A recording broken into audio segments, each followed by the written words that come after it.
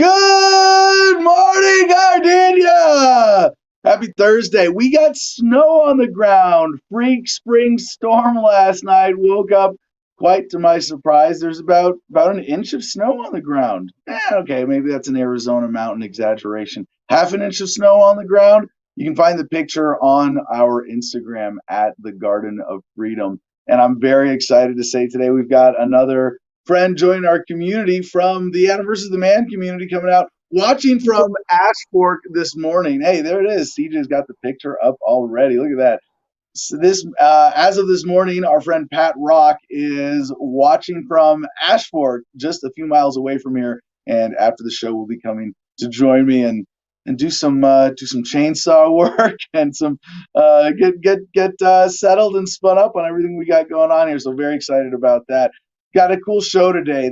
We have two big blocks in a grab bag, and the first block is about the surveillance state. If you couldn't tell from the title of this video, the state of surveillance, and it's a very interesting time to stop and take a look at this and really consider the implications. And I'm going to take a position that may seem sort of anti-libertarian to a lot of people, but I think by the time you hear me out on this, you'll see how my sort of pro-surveillance position is actually quite libertarian. Kevin Lewis, Rattlesnake Ranch, Bloody Harlan, Kentucky, standing by. All right.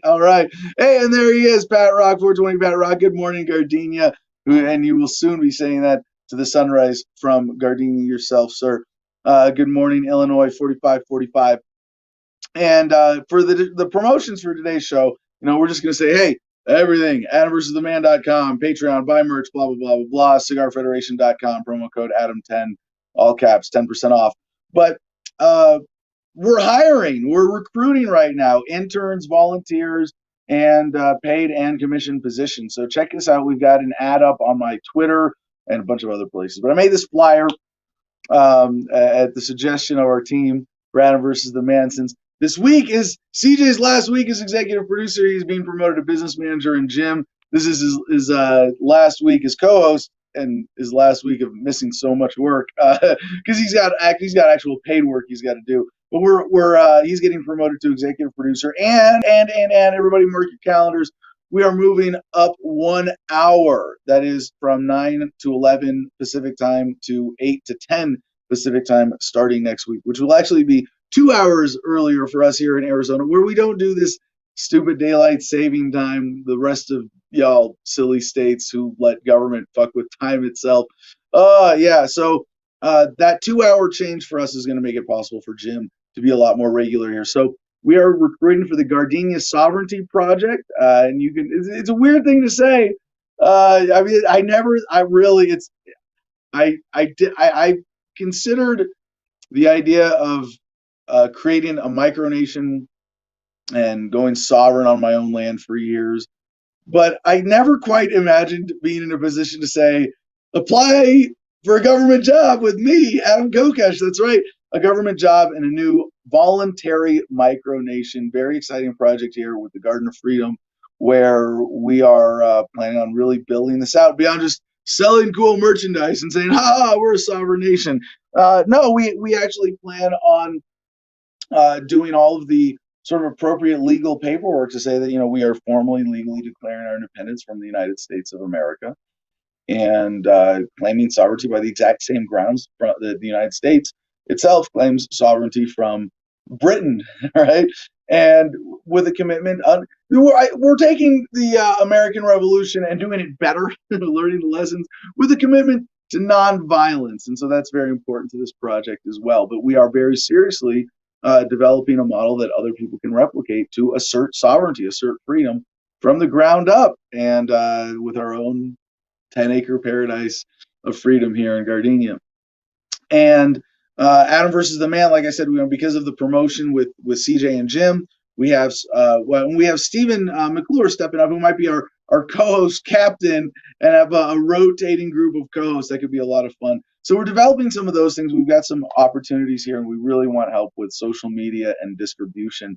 Because right now, the shadow banning and censorship, and when you look at just the numbers on YouTube, it's murder, man. It's crazy. And this is a really interesting time. Like we're going to see in the surveillance video or surveillance block today, some of the intersections with media and distribution of independent media and our ability to create something that is a genuine challenge to the mainstream or ye old corporate media. And of course, Homefront Battle Buddies, our new nonprofit that Stephen and I are starting. We just got our seed funding, and we're very for launching. We're looking for board members who are veterans who can bring something to the table to help this. If you want to be involved with that, specifically Homefront Battle Buddies, please email Stephen at thefreedomline.com, like you're seeing on screen there. And our mission is to create a community of veterans supporting each other, pursuing alternative healing therapies, and helping each other transition to civilian life through online organizing and in-person retreats. And there's a lot that we can do already with cannabis as in its quasi-legal state today. That we're at this point where it's legal enough that it's really easy to get it in front of veterans in a way that is constructive and tailored to their circumstances. And that's, I mean, even for me, as someone who's been a cannabis activist for years, uh, I would like a consultation. I mean, this is something that like I would have benefited from years ago instead of stumbling through with trial and error for myself, just to ask all the questions. How can cannabis make my life better? How can I use cannabis to address my PTSD, anxiety, to sleep better, et cetera, et cetera? In my case, it took me a long time to realize that most strains, I can't smoke close to bedtime. It gives me it keeps me and it's hard to tell, right? And it helps to have someone as an experienced guide who's gone through this to help you. And right now, through this community of veterans, we want to do that. But by creating that community, we don't have to cross any legal lines ourselves so much as be facilitators. And while we might draw certain legal lines with the organization, say, well, where cannabis is legal, we connect local dispensaries and grow ops with the veterans community and things like that. But when it comes to MDMA and psilocybin and ayahuasca and DMT, of course, we can be a facilitator for all of that without using the official organization, but still connect veterans in a way that we're able to pursue all of those, alternative therapies. So alternative healing, everything, and there's so many reasons that a lot of dudes right now and women who have experienced trauma in the military are appropriately afraid to go to the VA or go through official channels because you can't trust them with privacy. You can't trust them to not fuck with your meds. You can't. I mean, don't get me started on the VA, but just to provide something, in the space that's sort of legally safe from all of that. For those of you who know my background with this, I was very fortunate to have found Rock Veterans Against the War to fulfill a lot of that function for myself. But it was inherently political, and this we're doing this in a way that is very deliberately apolitical. But when I was in Fallujah, I tortured people. Like that was a part of my experience in guarding detainees in Iraq, and I'm very fortunate that with Iraq Veterans Against the War, I was able to get to a point of where I was comfortable both personally and legally, right? Coming out and talking about that.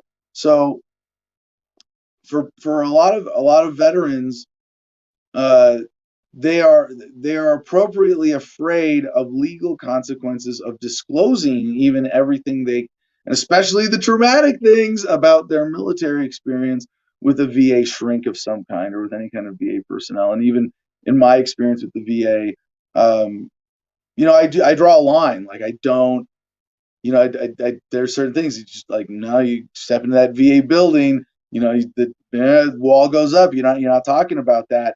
And that's extremely limiting. So we want to create that space for veterans to come together outside of those pressures. So if you want to be on the board of directors, it looks like we're holding our first retreat. We just set the date for May 1st and 2nd. It will be April 30th, the Friday. And because it's the first retreat for Homefront Battle Buddies, we would be here in Gardenia would be inviting anybody who comes out to come, a week early, stay a week late, if not more, based on your circumstances. but certainly for people who want to stay or come early and enjoy the place, or stay late and work with other team members to develop certain projects we have going on with Homefront Battle Buddies, you're certainly welcome for that.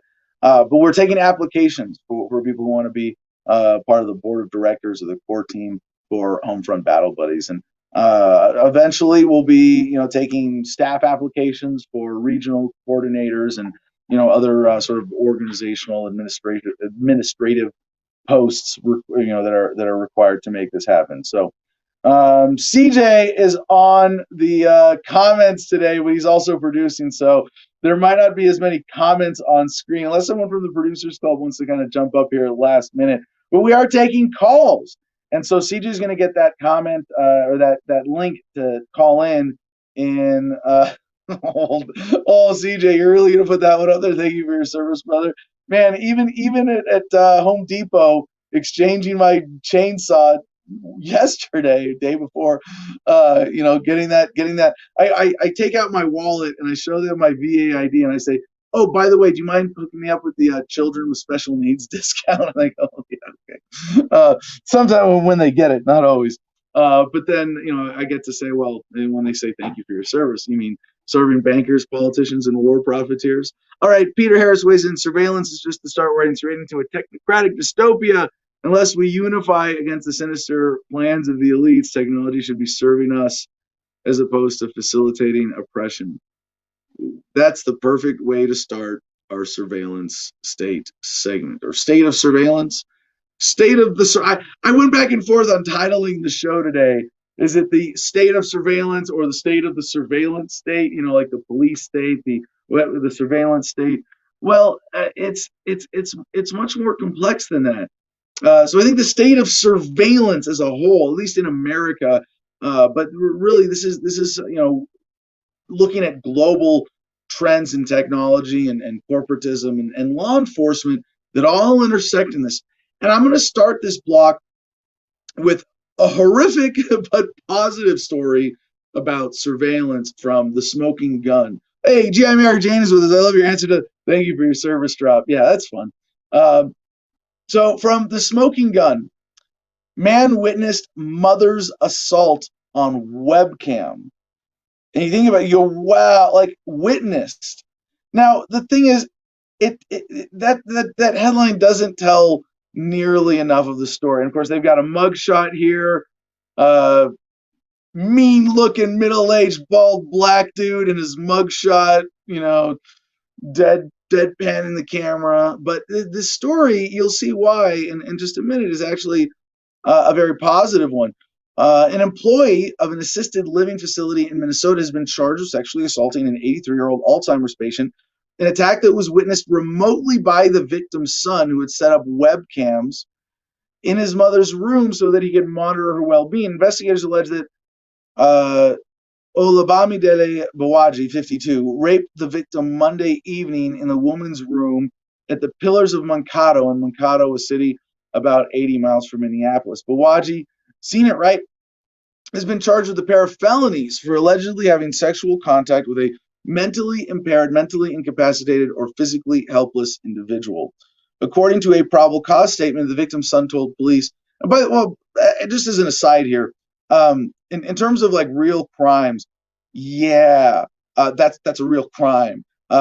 This is not like, oh well, Adam, it's government. No, this is taking advantage of someone, sexual contact. Now there are exceptions to this, right? Like, so like if you go to a party and there's a woman who's like stumbling drunk coming out of the door, and you start hitting on her and you take her back to your car and have sex with her, that's a kind of rape by fraud or by taking advantage of someone. Like I don't know.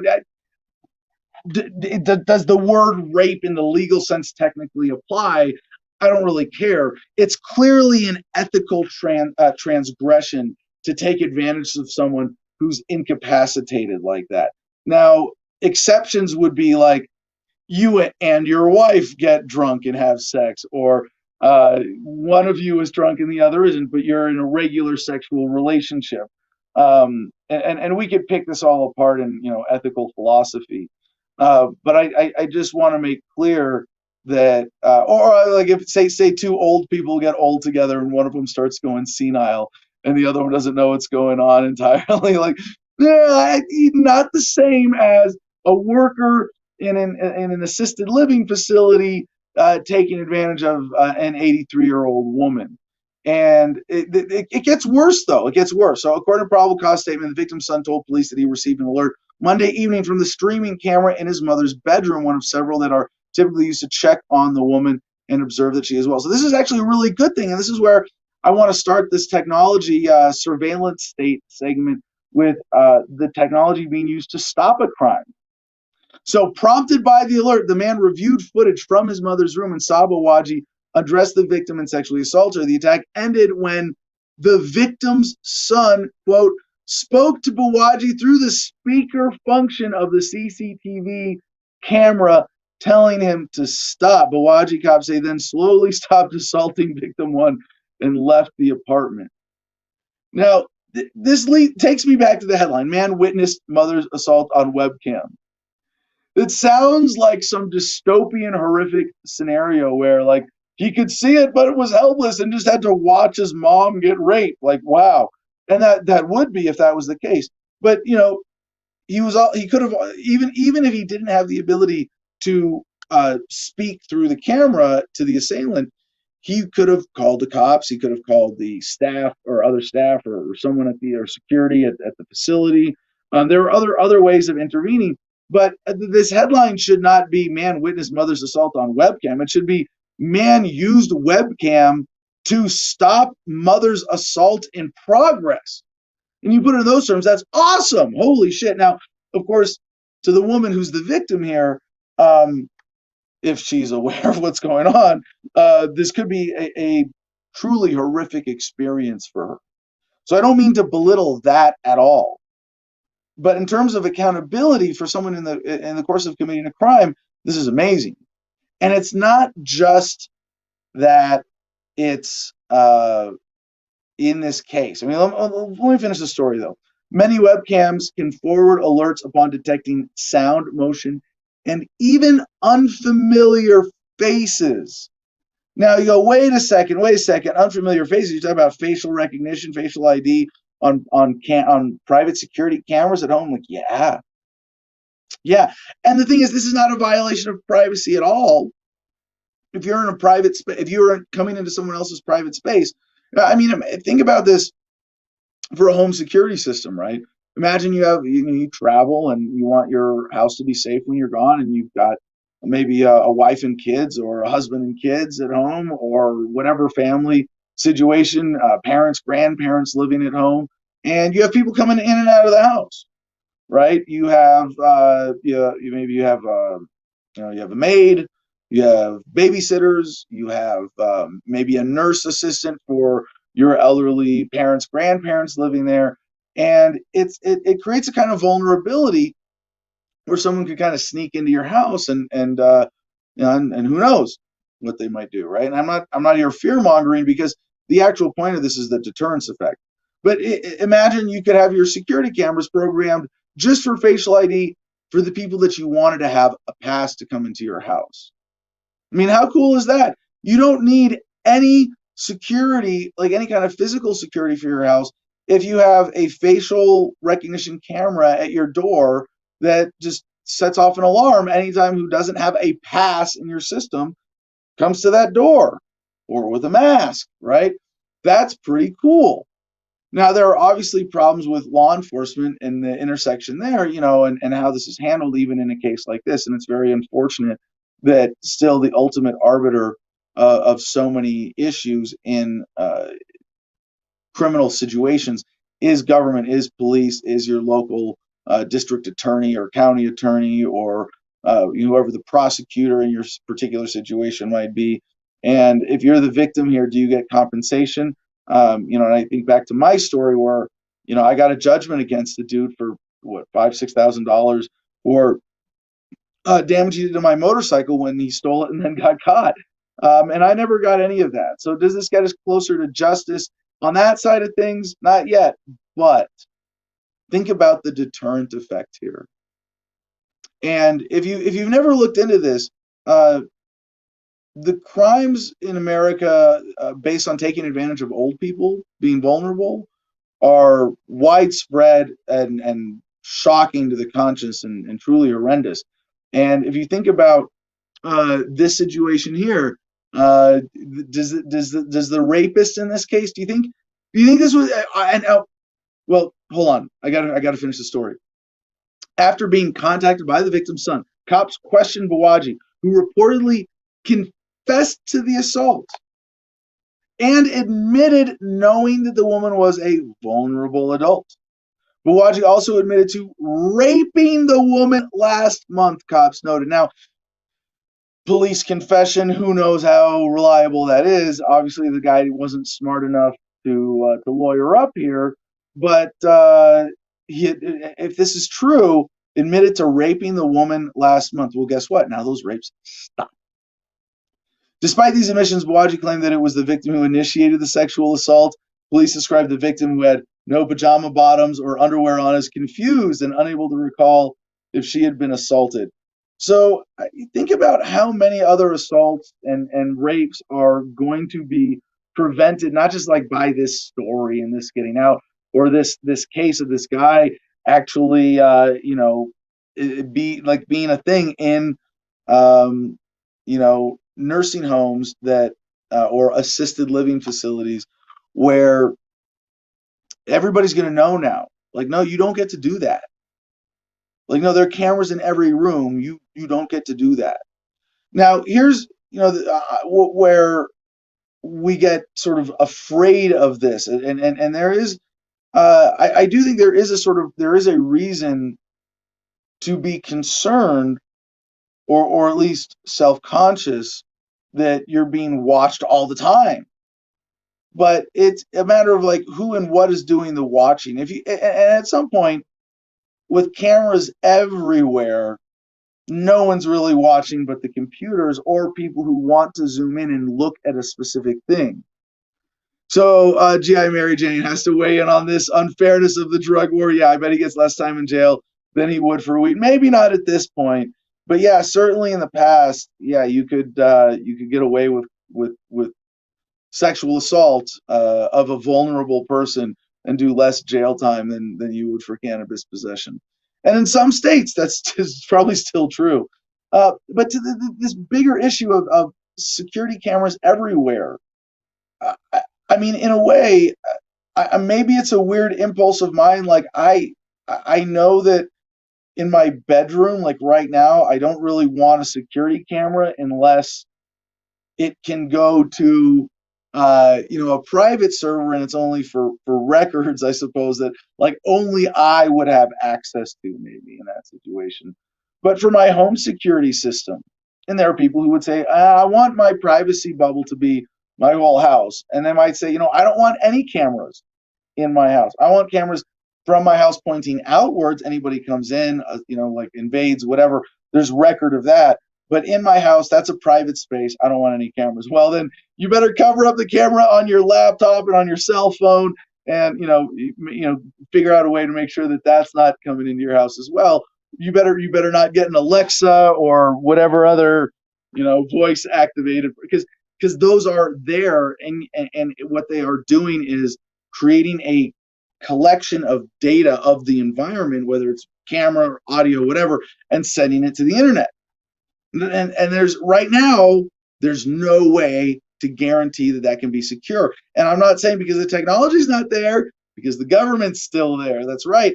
There's a way for the government to get into any of those things, and you can't trust government to not do it in a way that respects, or to do it in a way that respects your privacy by which you set it up with.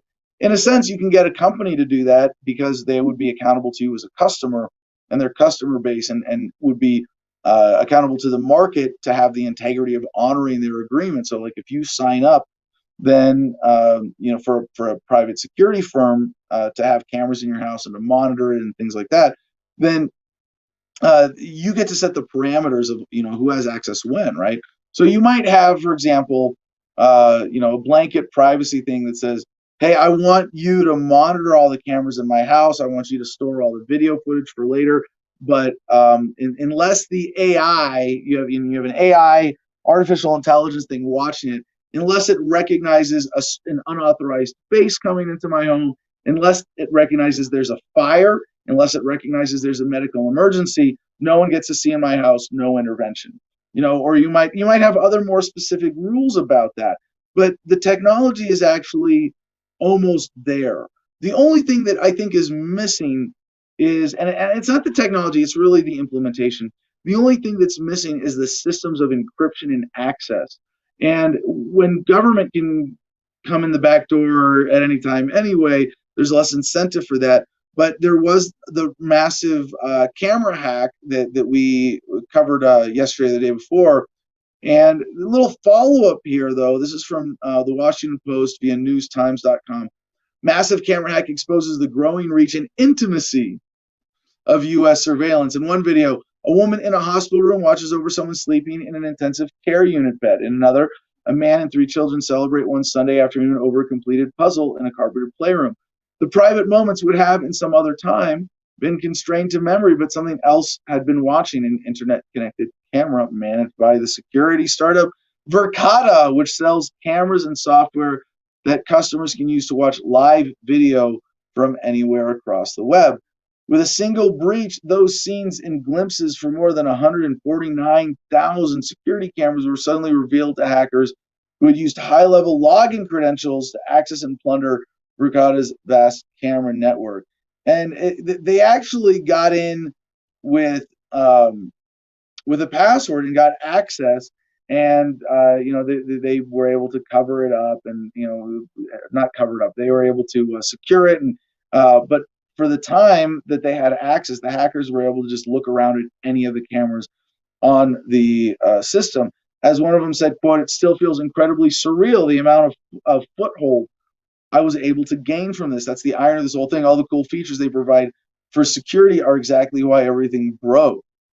Founded in 2016, Verkada sells everything a school, workplace, or company would need to start monitoring their real-world space, from indoor and outdoor cameras to door access controls and sensors for temperature, motion, and noise. Now, this is where I get to the point of like, well, if you have nothing to hide, what's the problem? And it's not like, hey, if you have nothing to hide, let other people into your private space. That's not what I'm talking about. We're talking about public spaces here. If we're talking about a company that operates as as a public business, or however you want to define public here, why do they get to have things that they do in secret? I mean, aside from trade secrets, I suppose. But if you have that protected appropriately, then a violation of that would be accountable. And so that's the other problem with this right now. Like, I would have no problem with hypothetically, a contact lens, and we'll get to the new Facebook glasses, don't worry. But like a contact lens with a camera in it that's constantly streaming everything I'm looking at into the cloud.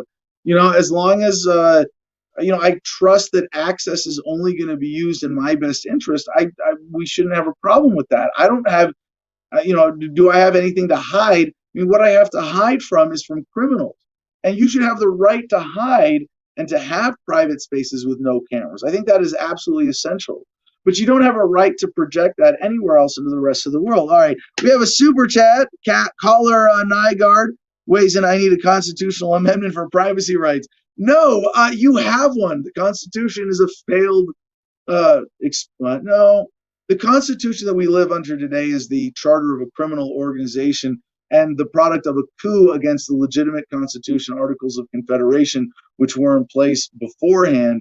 This new authority was created, strong-armed into place to create a new central bank, standing army, and the power to tax. So, no, the Constitution has the Fourth Amendment privacy protections. That's an excuse. That was one of the, give us this power and we promise we won't abuse it like this. How's that working out for you, right? So I want there to be essentially anywhere that you can be out, can be observed, should be recorded and accessed, right? Like if you live on a public street and you go out your front door. From the moment you leave your front door, your private space, you're in, public view. The public has, or other people have a right to record you, to look at you and remember you. Why not be really good about that? Why not have cameras? Why not be very effective in holding people accountable for their actions in public? And I think that measure of accountability, like, yes, you are allowed on your own property to create a private space where you can do whatever you want and you're not accountable to anybody. And everybody should have that. And I think actually respect, like, we don't actually have that today, right? I mean, the Fourth Amendment, they say, well, that you can't come in my house without reason, probable cause or a warrant, and we are protected from unreasonable search and seizure. But the drug war, on its premise is a violation of that. The ultimate space that is private for you is your body. That you have the right to within, decide what you put in your own body, and that should be sacrosanct. Is not really respected in the world today. I think we're getting there. I think we're progressing to that point. But being able to create private spaces, and then when you're not in a designated private space, I mean, you should be thinking about being in a state of accountability to the rest of the world, and that's what prevents crime. Now, as a criminal, because I smoke pot, I guess I'm still a criminal for that, right? Because federal law. Maybe I'm a former criminal because that shit's so legal. It's not even fun to smoke anymore. But I've gone through these thought processes myself of, like, could I get away with this? And there are cameras there. I can't. It's this getting there to be a society-wide awareness that if you're not in a private space, there will probably be a camera there, and you probably can't get away with shit. That's a great thing. That is huge. I mean, you are going to see, and no one is. There's no government program to step in and take credit for it. But the general drop in crime in the United States is going to continue, and it's going to accelerate. And I think there's going to be a sort of a phasal almost adjustment where we go from pre-surveillance being the norm to post that. And that there's going to be that transition period where you're going to see stories like this guy raping an elderly woman in a nursing home, and those stories are going to become really common. And the other thing is, it's people getting caught by cameras and then cops just taking them into custody. No more raids, no more violent confrontation, no more collateral damage. Okay, and maybe not none, but a lot less, obviously, when policing shifts to that, because you don't need the police to be confronting people in the act. You don't need eyes and ears of police everywhere when you have mechanical eyes and ears everywhere. So back to what this company is capable of. The Silicon Valley company's hardware connects to the internet via Verkada's cloud service, allowing customers to not just watch and store real-time video from anywhere, but also to use the company's artificial intelligence features to track people as they move about the real world. Verkada's people analytics software lets customers automatically search for a person across the building or campus by the look of their face, the color of their clothes, whether they're wearing a backpack or their apparent sex, then track that person's movement from room to room. Now, cell phones could already do this, but now you can't just put your cell phone down and assume that you're not being tracked. So there are two things. I mean, there are a couple things that are scary about this, right? Because today we don't have a good moral system like libertarian ethics to determine what is an appropriate use of this technology. And so there's a fear that if you're doing something that government would use violence against you for doing that's peaceful, like drug use, for example, that you can't get away with that anymore, that they're going to be able to catch you. And that's kind of scary, right? But the other thing, so developing that is going to solve that problem, right? Developing that standard of ethics. Whoop-de-doo weighs in: if the words life, liberty, and the pursuit of happiness don't include the right to experiment with your own consciousness, then the Declaration of Independence is not worth the hemp it was written on. Yep, I've heard that before. So the other thing here is, who has access to this data and what are they using it for? If it's a private company and they're monitoring their own staff in their building, and it's all accountability of their workers, that, hey, you're here, you're working, we're paying you to work. If you fuck off, we're going to know and we're going to stop paying you. That's totally legitimate. We want to know if there's anybody in the building who's not staff, who's a visitor. We want to track them for security purposes. We want to have a security camera system that alerts us if there's a crime in progress, and our private security can respond. All totally legitimate. The problem is now cops come in to the picture and they go to the monitor room of that security system and they go, well, we believe that some of your staff have been, smoking pot in the courtyard on their lunch break, and we want to get your video evidence of that, and then we're going to arrest them. And I mean, that's obviously a very petty example, but there are much more serious ones where it becomes, well, I mean, shit. when they'll kill you or lock you up for owning or using or selling drugs, I guess that's serious enough. So getting to that point of accountability for access, right? So it's also scary to think that, like, even without government, how can that guy doing security, watching all these monitors for the private company, abuse that access and violate that privacy? And I think about the South Park episode where there's the toilet security administration, and you see a guy who's just like, he's jerking off watching all these scenes of people going to the bathroom. Well, you're going to have a camera pointed at him too, and that needs to be developed in sort of institutional ways and legal ways, so that when people breach your privacy, that they're held accountable as well. Now, Amazon, where are we going with this technology? And this is kind of scary if you think about, well, government might be able to know this about you, but in terms of looking out for your health, this could save your life. The sun, feel the beat. Amazon Alexa could monitor your heartbeat without even touching you using invisible sound waves. Your smart speaker could one day monitor your heartbeat as you go about your daily business at home. Now, I'm not even going to cover this in any more detail because it's just a cool, bullet point of a story. But I am going to take advantage of the opportunity to remind you that there's a leap forward in this. Because remember, we're talking about data collecting devices that are connected to the internet. And I said earlier, oh yeah, audio and video, or blood pressure, or heart rate, or body temperature, or body chemistry, or any of these other things, because it's not just limited to cameras and microphones as the collection devices. Eventually, you will have a monitoring device. Well, maybe not you. I know we have some paranoid libertarians in our audience here, and I understand. Like, I don't want a chip in my body if the government exists in such a way that it can hack it, right? Then it's a threat, and I say keep the government out of my body.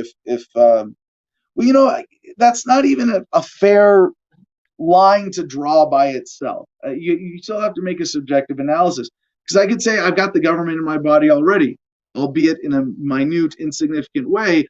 And this is kind of goofy childhood story time here. Ready? So I have this funky scar on the back of my left hand over my index finger knuckle in the shape of the letter Z. And because I got attacked by miniature Zorro when I was a kid.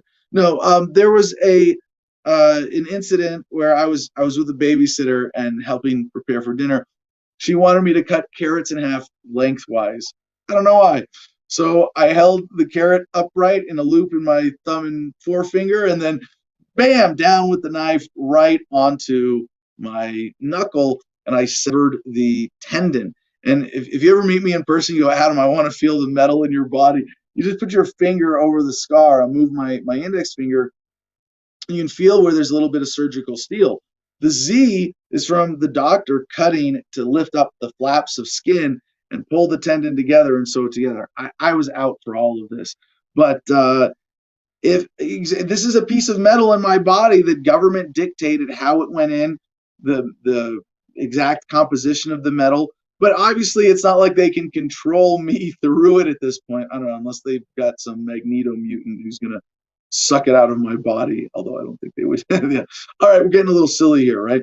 But the idea that you might have a patch, for example, that you attach to your body that has medication, right? That can monitor through your sweat, through your skin, can monitor your blood pressure, your heart rate, but also your body chemistry. If you're perspiring, if you need to drink water, it can remind you to drink or tea out of a jug, as the case may be.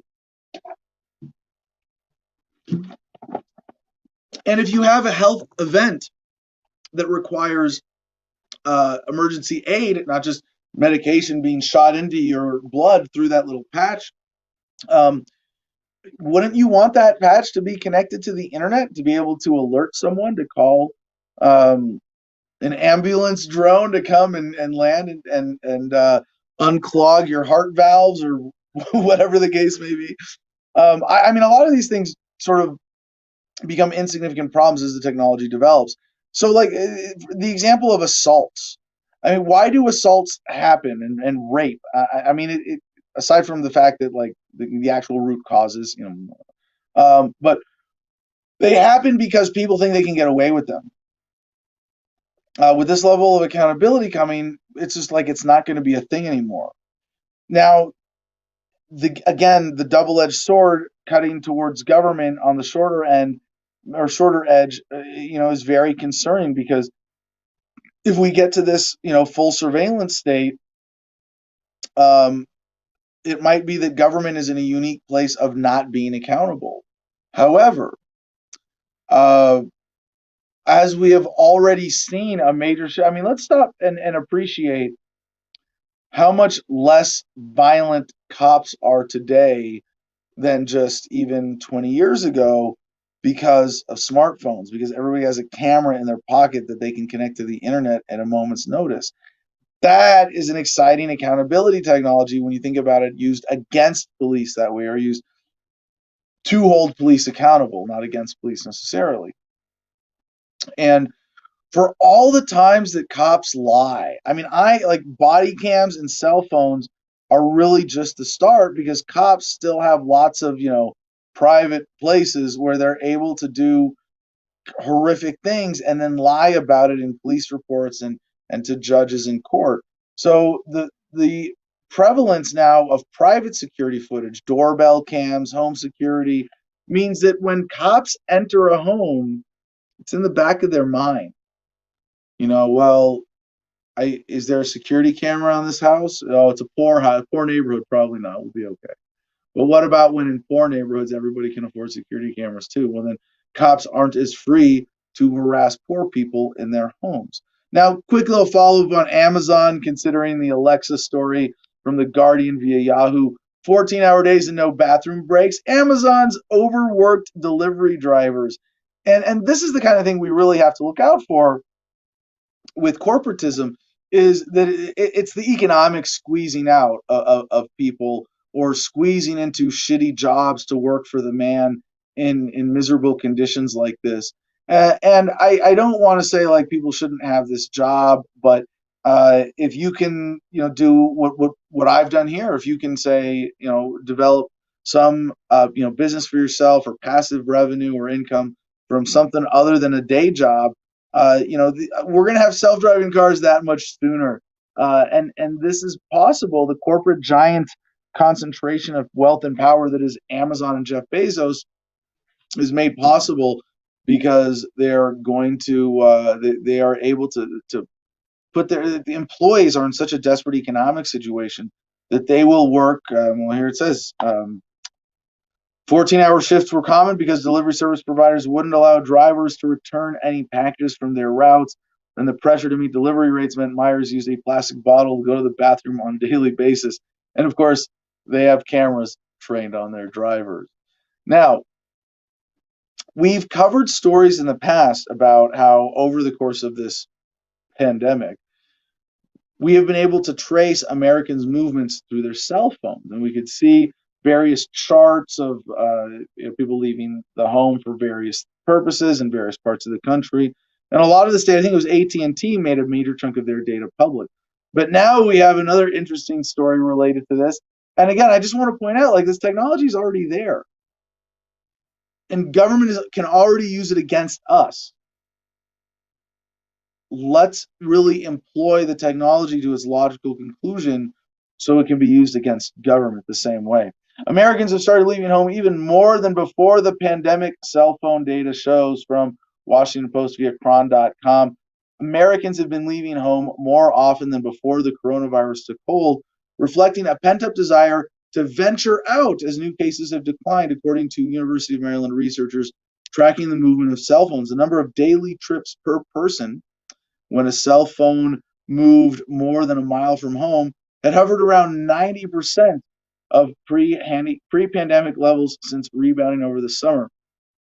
But by mid-February, after a slight slump amid a surge in new cases, the number regularly started to exceed pre-pandemic travel.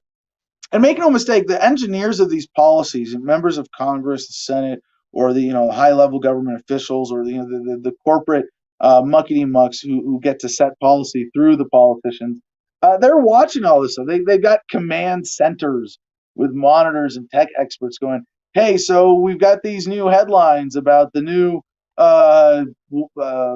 effects of this lockdown announcement. Check it out. We can see, look at how many Americans we made stay home out of fear today. They can actually count those things. And by the way, apologies to anybody trying to call in. Our producer CJ is having technical issues. Looks like we're able to stay live on the air and keep going here. So I'm going to keep going through these stories and finish this surveillance block and get into our mini surveillance block. But I might be flying without a co-pilot at the moment. So by the first week of March, the number of trips surpassed those taken each day in the same week last year before stay-at-home orders kicked in by as much as 13.6%. With such orders having long expired, nearly 10% of the country fully vaccinated, Americans are demonstrating a growing comfort with heading out, likely the result of declines in new coronavirus cases, hospitalizations, and deaths, researchers said. Reaching the first anniversary of pandemic-related restrictions might also have created more severe cases of early spring fever, experts say. Now, remember that these trips are still not completely conventional or the same as before. It's not people going to concerts, right, or sporting events, although that looks like it is starting to change. It means that these numbers are up even before we got to that level of return to normalcy, so to speak. But they're saying that the comfort with heading out is likely the result of declines in new cases, hospitalizations, and deaths. And I go, no, that's not it. It's because your lives are wearing thin, and people are going, wait, too many contradictions. Hey, wear a mask. Wait, well, why do you want me to wear a mask? Why don't you just get the vaccine? Why can't I go out? Everybody's got the vaccine now, or if you want to, you can. Or if you want to wear a mask, you can. But really, it's just the idea that you can use this to use your fear to control the behavior of others, or all the premises of that statement. I think Americans are waking up to the bullshit behind this. All right, so the next one, license plates. Here we go from Wall Street Journal. License plate scans aid crime solving, but spur little privacy debate. And this is one of the problems with allowing government to take your freedom of movement and turn it into a privilege of movement. And I know there are people who will point out all sorts of legal loopholes around this, but the actual reality is that for most Americans, you're like, well, I'm not going to play the game of, well, I'm traveling, I'm not driving, and I drive without a license plate, and actually right now without a driver's license. Most people aren't willing to actually have to even face the risk of talking down government if you get pulled over in a circumstance like that. So, do you have a right to travel anonymously in public? Absolutely. If it's a public space and you are there with your person or with a vehicle, you have a right to absolute privacy within that. Now, do you have a right to prevent other people from recording your presence if your attempt to conceal your identity fails? No, you don't. But you also have the right to travel without a government number slapped on your butt. So, we get past the legal challenges with this. If you want to travel anonymously, you'll have the ability in a way that you don't today. but we will have greater accountability in the realm of people who are traveling not anonymously, because there are benefits to traveling not anonymously. And the insurance effect here, insurance companies will want you to have probably have a tracker on your vehicle. I think we're on the verge of that becoming a reality anyway, just with the convergence of economic factors around that. I mean, if you're going to sell someone comprehensive car insurance, um, why not have, and then there was like OnStar, right? Why not have something like that in your vehicle? Oh, you don't want to be tracked? Well, unfortunately, in today's world with government, that's almost impossible and highly impractical for most cases. So the story: license plate readers are feeding immense databases with details on Americans' driving habits, helping solve crimes despite little public awareness about the breadth of the data collected or how it is used. The vast network of automated license plate scanners, which has been growing for decades, makes it nearly impossible to drive anywhere in the U.S. without being observed. Yeah, yeah. Well, unless you drive without a license plate or a diplomat plate or an exempt plate or something else, obviously. But even then, you're probably going to get pinged in the system as the exception, and then you're going to be more likely to be tracked. Um, okay, we got another message from producer CJ here. My browser isn't loading tabs for the screen. Lose a StreamYard tab. All right, so we're just going to keep flying without a co-pilot until CJ figures out what he's got going on with the system or not. And who knows, maybe we'll just go through the end and I'll just talk for 2 hours like this with no callers and nothing on screen. You all up for that? Let's do it. All right, because we got good content today. We got good stories. We got good synthesis of stories happening. So the scanners first appeared on telephone poles and police cars, then on toll plazas and bridges and in parking lots. Today, scanners are routinely placed on tow trucks and municipal garbage trucks, gathering images of plates on cars they pass while making their rounds. Now, an interesting thing about that, and you can, I don't want to say I recommend this, but I recommend that people consider this if you're in a situation like that. I don't think you have a legal requirement to display a license plate when parked on a street. You definitely don't when parked in your driveway. And there are devices. I've seen a friend of mine who's actually coming out this weekend. Very excited to have him back here, visiting Gardenia for the first time. But I met him, and I don't know if he wants me to say his name associated with this specifically. I think we talked about it with some of his civil disobedience and vehicle freedom on the show years ago. But he has a little device that just slides down and covers up his license plate when he doesn't want his license plate to be shown. Why not? When it can protect you from criminals in costumes and uniforms, then do it.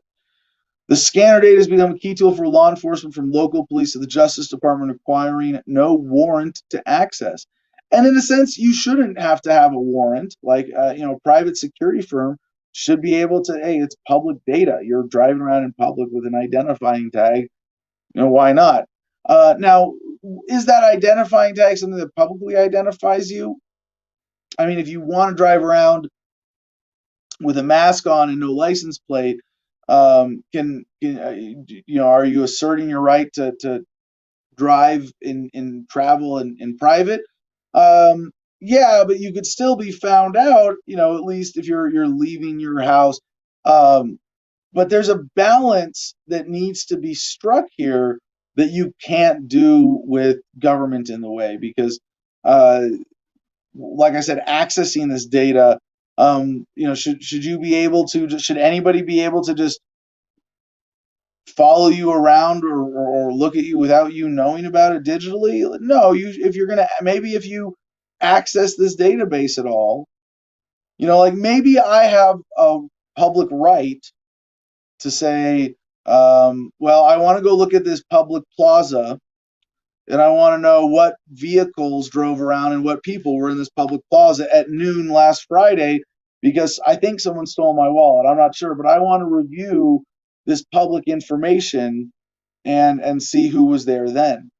Do you have a right to be notified if you're then pinged in that situation? Not if your information is public. There's going to be a way for me to be able to access your public projection of data without you knowing about it, and I should have the right to do that. However, if there's some other means that we want people to be held accountable where such systems exist, it might be that I can't really do that. I can't access that system without telling people why I'm doing it. Right. So again, balance will be struck eventually. But where are we today? Well, according to Fox 5 New York, there's a lawsuit. Company built most dangerous facial recognition AI database in the nation. Yeah. Civil liberties activists are suing a company that provides facial recognition services to law enforcement agencies and private companies around the world, contending that Clearview AI illegally stockpiled data on 3 billion people without their knowledge or permission. Now, you do have to, at some point, look at first principles and go, well, is there an exception in the way this is being used or applied here? If you walk out of your house and you're walking down the street and you're walking down the sidewalk and I'm walking the other way down the sidewalk and I see your face, do I have a right to remember your face? Do I have a right to take a picture? If you're walking down the street, you have an expectation of privacy. It might be a dick thing for me to do to just take a picture of you when you're not expecting it, but is it a violation of your privacy? Do you have a right to stop me from just walking down the street, taking pictures, or making a video? I'm just walking down the sidewalk, live streaming my stroll down the street. Do I need your permission for your face to appear on my live stream? Now, according to YouTube's bullshit, yeah, you do, or you might, and they've used that as an excuse to censor us before. But in actual moral principle, do you have a right to stop me from that recording? Do you have a right to stop me from doing whatever I want with that footage, unless it's hurting somebody or committing fraud with that footage? No, you have no right. I own that. That's mine. So does a company that does it have the same right? A company is a group of individuals. Why not? Civil liberties activists. Anyway, so civil liberties activists are suing a company that provides facial recognition services to law enforcement agencies and private companies around the world. Anyway, Clearview AI, 3 billion people without their knowledge or permission. Well, that's like saying this is sort of trying to impose on somebody else, like, wait a second, you had sex without my knowledge or permission, and I have to go, I don't need your permission to have sex. I have no duty to notify you that I'm having sex. So, but if you say, well, you need to stop having sex without my permission or without my knowledge, you're like trying to impose a false authority on someone in violation of their rights. And it's a weird twist of the language to say to flip it around and say, well, you did this without my knowledge or permission. Okay. The lawsuit filed Tuesday in Alameda County Superior Court in the San Francisco Bay Area contends that the New York-based firm violates California's constitution and seeks an injunction to bar it from collecting biometric information in California and requiring it to delete data on Californians. The lawsuit says the company has built the most dangerous facial recognition database in the nation, has fielded requests from more than 2,000 law enforcement agencies and private companies, and has amassed a database nearly 7 times larger than the FBI's. The lawsuit was filed by 4 activists in the groups Mi Gente and NorCal Resist, who have supported causes such as Black Lives Matter and have been critical of the policies of U.S. Immigration and Customs Enforcement, which has a contract with Clearview AI. Quote, Clearview has provided thousands of government agencies, and private entities access to its database, which they can use to identify people with dissident views, monitor their associations, and track their speech. So again, the problem is not the surveillance. The problem is the motivation of the institutions using it. And I have a big problem with that. But you get rid of government, using it for illegitimate purposes, then what's the problem with someone publicly collecting and coalescing and analyzing publicly available data? The Sun has this next headline. I told you we get to the Facebook glasses, right? Zucker Vision, Facebook's new smart glasses, will teleport you and even replace your iPhone, Mark Zuckerberg reveals. Yep, this is, and everybody goes, oh, okay, Facebook is trying the Google Glass thing. And I was a fan of Google Glass in its early stages before it revealed itself to be largely impractical. But I thought like that the integration of technology with ourselves is a good thing, right? Like how many people have desktops and laptops anymore when they could just do everything from a smartphone? You know, that technology is getting smaller and closer to your body. This is a good thing. The interaction being more efficient, more effective. This is a good thing. Now, smart glasses, is that the way? I don't know. See, I think it's going to go to, there's this cell phone personal computing power in your hand, in your pocket, in your face, but it's not literally in your face or on your face yet. But eventually it's, I mean, what is it doing? It's a data connection. It's connecting to your brain. That's the point. To get information to your brain. Right now it does that through making sounds and pictures and presenting them on the screen and through the speakers. And so integrating that physically and say like, so the phone, the data processing, yeah, it can fit in the big arms of a of glasses, sure. But can the full functionality of your cell phone be realized in this new physically closer format of just being like in glasses right over your eyes? And hypothetically it can. Whether it can be done practically, that's what remains to be seen. And that this is one of those things, now you're going to have a camera that's just always, instead of like, remember, a lot of people thought it was, oh my God, you're going to have a camera in your pocket and privacy is dead. Well, how much do we appreciate now having a camera holstered that you can just boom connect to the internet? Well, now it's just always going to be pointed forward wherever you're looking. I don't have to go over all the shit we talked about when we got to Google Glass. Let's look at Facebook's attempt. Facebook's CEO, Mark Zuckerberg, said the glasses could make you feel like you're in the same room as someone, even if you're far apart. So that's right away. We've got a new kind of connection functionality to this, right? Just the glasses being right there on your eyeballs that create, as it says, a new type of interface, a human-centric interface. Our research teams at Facebook Reality Labs are building to interact with all-day wearable AR glasses. Quote, rather than calling someone or having a video chat, you just kind of snap your fingers and teleport, and you're sitting there and you're on their couch and it feels like you're there together. Zuckerberg thinks this tech could help reduce some of the negative impacts of travel, such as reducing CO2 emissions. Now, generally speaking, I live a life where I have no problem saying, make everything public, as long as, unless someone wants to tell me something in private, I have no problem with everything I tell other people being recorded, being public. Maybe not all subject to the same scrutiny, right? But I'm very conscious of my private spaces, and it's you have to know in a world already as saturated as it is with technology, that privacy is no longer the default. It is something that has to be asserted, and that makes us a little more conscious and makes us value privacy more. So if you've got these, I think a lot of people are going to have a sort of technology-free room in their house. And maybe it's just the bedroom. Cell phones don't come in the bedroom. Like, we recognize the bedroom is a tech-free space, or you only bring the camera in for special occasions. But that's the effect of all of this, is that it makes you more conscientious of your privacy. So, as their press release said, imagine a world where a lightweight, stylish pair of glasses could replace your need for a computer or smartphone.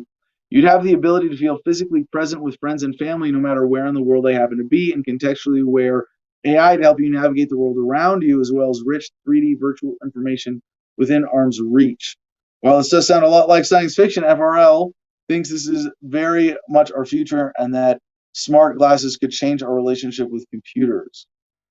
Yeah, and so just the way that we've moved away from desktops to laptops to smartphones, maybe the next leap is to smart glasses, and these certainly look a lot cooler than the Google Glass. But does everybody want to be wearing glasses all the time? I don't know. I don't know. It's going to make you more appreciative of the times you take them off for certain experiences. but maybe that's it. And right now they're just these big, like black, thick framed things. And of course, they will always have a certain amount of bulk to them, although maybe not necessarily. Maybe they get it so that the computing power and transmission power is either so small or it's in your pocket, right? Like you have today, you already have various versions of this that are controlled through Bluetooth. So where we go with this intermediary technology before we have the computers in our brains or our brains in the computers or in the robots, this is very cool, and I'm hopeful that this could become something practical and actually increase the level of consensual surveillance. You're never going to assault someone wearing one of these or anything that could look like that. I mean, imagine if just it got out. And remember when cell phones, the bricks were the big actual bricks. There were fake ones out there. People would carry them around, or like to look cool, like, oh, I got a cell phone. Well, what if it's 10% of the population gets glasses that are constantly streaming or recording the video of whatever's in front of them, and that exists, by the way. You could do this already with existing technology. You could have there are cameras that will connect Bluetooth to your phone and transmit to the internet. But if that became a common thing, then anybody wearing any glasses that had something that looked like it could have a camera in it, muggers, you don't touch those people.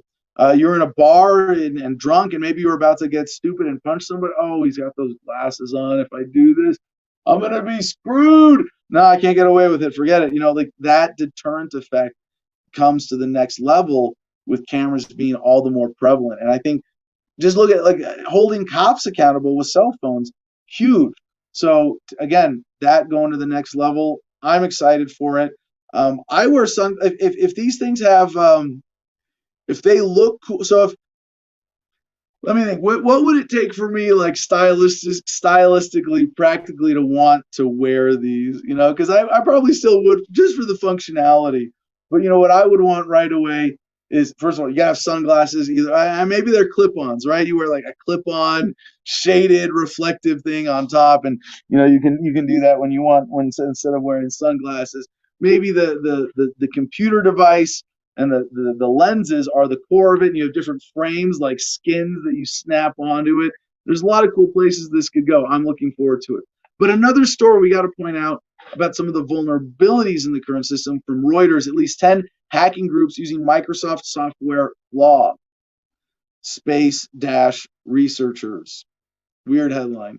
At least 10 different hacking groups are using recently discovered flaws in Microsoft Corporation's mail server software to break into targets around the world, cybersecurity company ESET said in a blog post on Wednesday. The breadth of the exploitation adds to the urgency of the warnings being issued by authorities in the US and Europe about the weaknesses found in Microsoft's Exchange software. Now, why is this a problem that I'm pointing out in the context of the surveillance state? Or the state of surveillance, because right now we have an unnatural concentration, consolidation in the corporate sphere of all the companies that are doing this. And we see this in just buyouts. Like, what's the goal of any tech startup? Get big enough to get bought out, and then your little thing you create just gets rolled into some bigger corporate snowball that keeps getting bigger and bigger and bigger. And then when they control things like this, like Microsoft or Google, I've had a Gmail account hacked, not even through tricking people into giving up their passwords. That's different. That will always be a problem until biometrics replace passwords. We'll get there pretty soon, actually, because the tech's already here for that too. But that you have these big vulnerabilities in these systems, not going to be the same problem when they're blockchain based. So even that, the problem, I'm just pointing out that the problems that we're seeing in the vulnerabilities with these systems and access to surveillance data and all sorts of data, not just surveillance data, it's not a problem with the technology itself. It's a problem with the corporate system in which it is being employed. And also to the vulnerability, and I'm getting a little off the surveillance here, but you'll see why in a second and how this relates to a decentralization of the internet and accountability, and how all the data in these surveillance systems are going to be handled. The Reuters has this headline: millions of websites offline after fire at French cloud services firm. This is one of those times where I'm thinking just the nature of technology itself kind of drives the social progress, because for a long time we have had the technology for mesh nets, for uh, a way for devices to communicate and store data directly, uh, instead of relying on centralized servers. This is something that was actually achieved after there were internet problems in Greece. I think it was like a decade ago, um, following the bail-ins. So there's okay. CJ saying he's not connected to the internet at all. Anyway, maybe CJ will get back by the end of the show and we can take some callers and get some comments on screen. But until then, you'll just have to suffer with me alone here. So the push towards mesh nets and decentralization is sort of limited by the processing and data and connectivity power, data storage and connectivity power of every device. But we're about to overcome that. Remember, blockchain and Bitcoin was only possible at first because you could download the entire blockchain. I mean, I remember Bitcoin when that's what I was doing. You would download the entire blockchain to see how much was in your wallet, right? That would not have been possible just a few years earlier because you didn't have enough people out there as a user base with a gig or two to spare on their hard drives to store the blockchain. CJ, what's happening, brother? Yeah, hey Adam. I normally don't just pop up, but the only way I could get back onto the StreamYard was to use my phone. My computer's not connecting to the internet, so I'm kind of like unable to steer the ship from the backstage. So I'll just keep the hot air blowing from up here, though. yeah, but I might have to end it through my phone if it doesn't come back on. So just be aware right. that. No worries. Okay. Can you bring up callers from controlling it from your phone? No? Anyway, maybe we'll get to do that on Telegram. Yeah, I can. I can still control it somewhat from my phone. I just can't pull up the articles. All right, let's see if we get callers in today. We're almost done with our state of surveillance block, and then we'll do our mini COVID block and our grab bag. But I appreciate y'all hanging with us for this slightly limited version of Adam versus the Man. And if you're wondering why I keep touching my face, it's because I didn't shower this morning. I showered last night, and I sleep with a puppy, and I have like dog fur everywhere. Half my beard is actually puppy fur. Millions of websites offline. Okay, so to the point of the mesh net, this is something that I see now coming not as a matter of like political organization.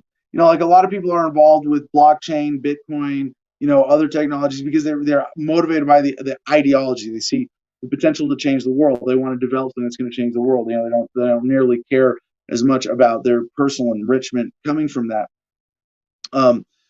But I see it coming now from a sort of technological inevitable advantage, like where even companies that want to centralize web services, if you're going to compete with someone who's overly centralized and then you have a fire, the companies that are decentralized are going to be more successful. So finally, to end on a little dystopian note, or at least a measure of where we are, DNYUZ.com has this headline: Am I in Manhattan or another sequel to Blade Runner? What? Hey, is that it? We're getting comments on screen again? Elizabeth Coquillard, CJ, that beard is looking nice. Yes, it is. Okay, so am I in Manhattan or another sequel to Blade Runner? If you have been drinking too much while looking at pictures of real life, or at least Instagram life, if you spend more time talking to machines than living creatures, if you've been wondering if you're alive, if you have an itch you can't scratch, if you think you have a condition called accelerating decrepitude, if you live in a building of empty apartments, there may be a movie that speaks to you, and that movie came out almost 40 years ago. It's called Blade Runner. That was the year I was born, 1982. Since its 1982 debut, Blade Runner, set in a phosphorescent futuristic Los Angeles and directed by Ridley Scott, has tempted fans to see it as coming to life, well, everywhere. The film's motifs, gorgeously derelict pre-war high-rises, The aesthetic influence of Asia's megacities, massive LED screens have become visual shorthand for the future, down and out, but dark and sexy version. So, I think of, derelict pre-war high rises. Yes, people moving into complete, like, just getting out of cities. Not, I mean, office buildings, even as we see today, this is happening as a lot of businesses have gone to remote work and abandoned or drastically downscaled the amount of office space that they want. So purists insist that it is a Los Angeles movie, but posts tag hashtag Blade Runner linked to places as disparate as Istanbul, Tijuana, Milan, Nairobi, and Detroit typically appear on Instagram every 10 minutes or so. Isn't that crazy? 40-year-old movie now through hashtags and Instagram is still used as a metric of how much we are becoming this particular Blade Runner dystopia. Few of those places resemble the movie as much as still mostly locked down Manhattan, where a starker, lonelier, more class-riven update of the film's retro noir mood has taken hold. The filmmakers behind Blade Runner originally found inspiration in New York, and that was before the city incarnated its post-apocalyptic setting in which anyone with the wherewithal has presumably gone away, as Janet Maslin wrote in 1982. Only the dregs remain.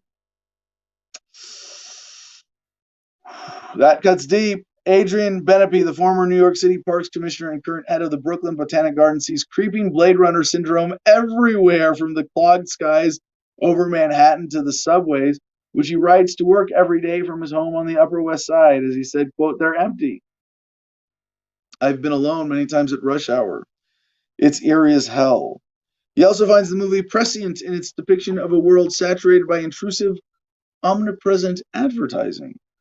Quote, "Places in New York that used to not have advertising now have ads. You can't get away from it. It's in the subways, it's on the streets, it's on barges. You never stop being assailed." Giant screen. Now, so this is the runaway advertising as a I got to stop and address this for a second, because with the internet, advertising becomes much less relevant, because it becomes much less relevant uh, to how consumers make decisions.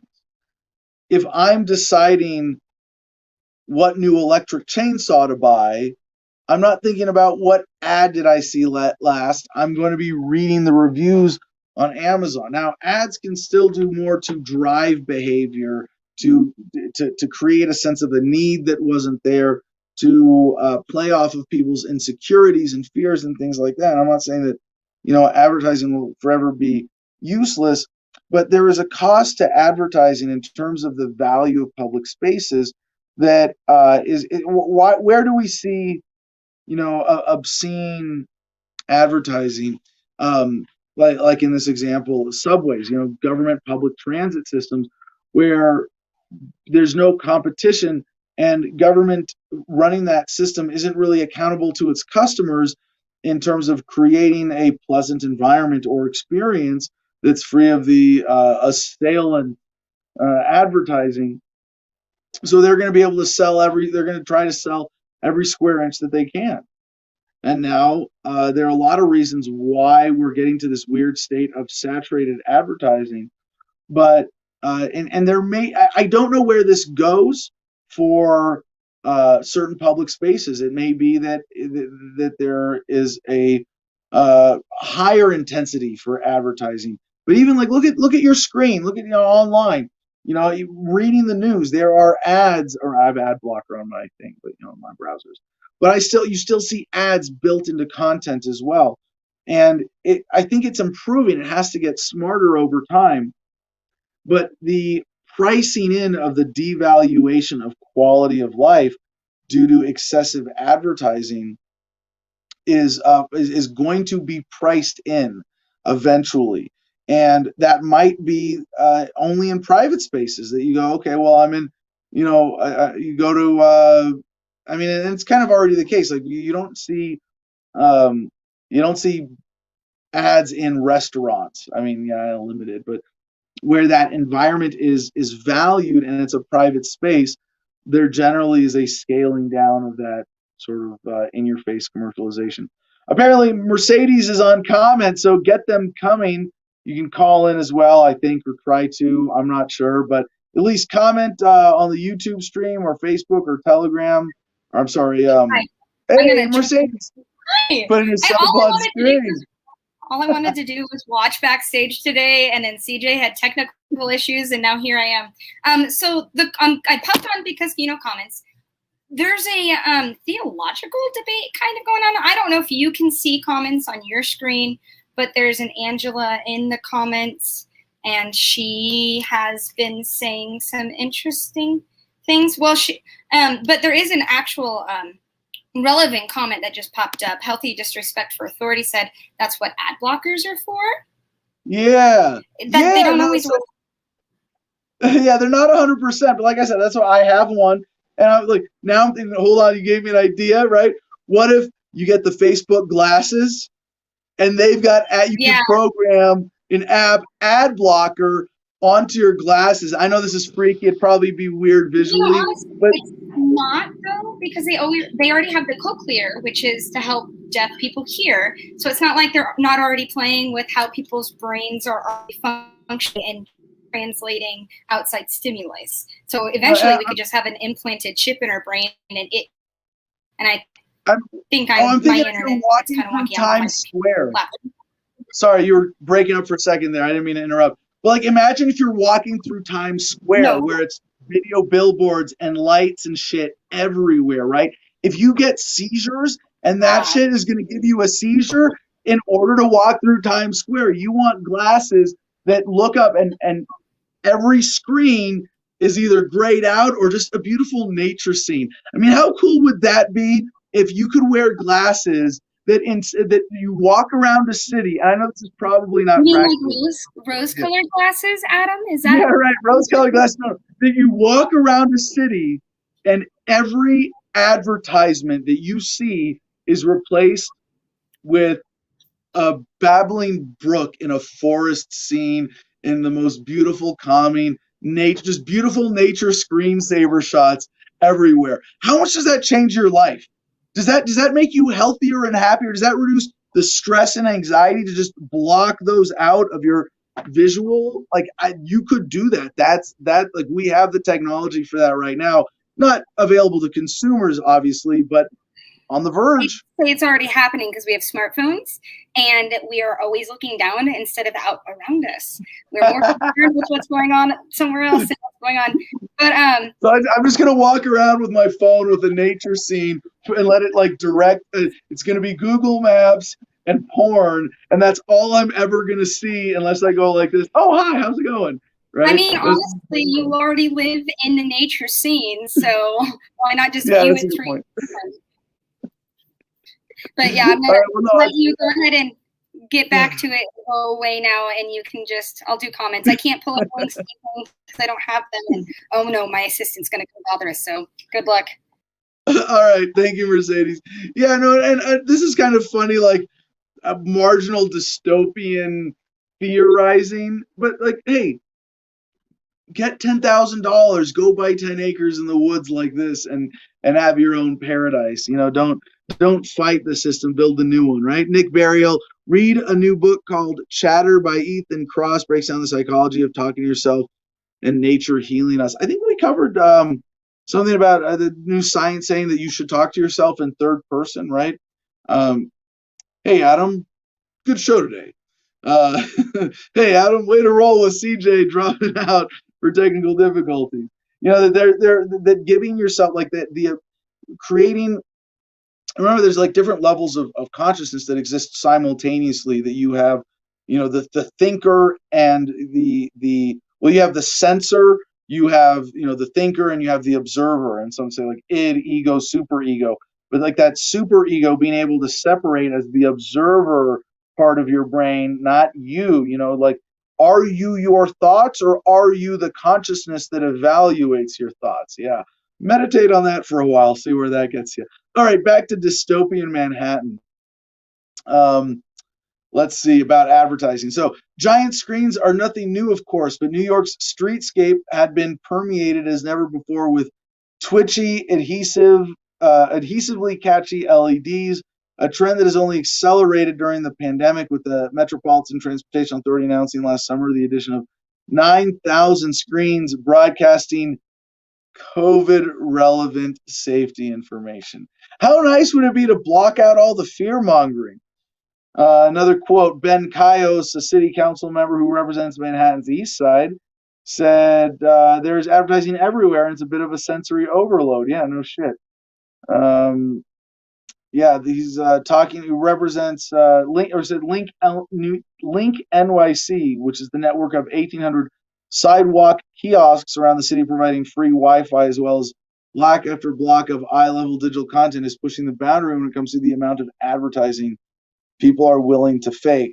That said, for all its complexity and clutter, New York's visual environment is carefully calibrated by zoning codes and the desire of advertisers not to trigger associations with images such as the Blade Runner signature motif of a geisha's face beaming down from a hovering blimp, let alone the monolithic Big Brother figure in Apple's infamous 1984 commercial, also directed by Mr. Scott. Slip-ups happened, however, last summer during protests over the killing of George Floyd.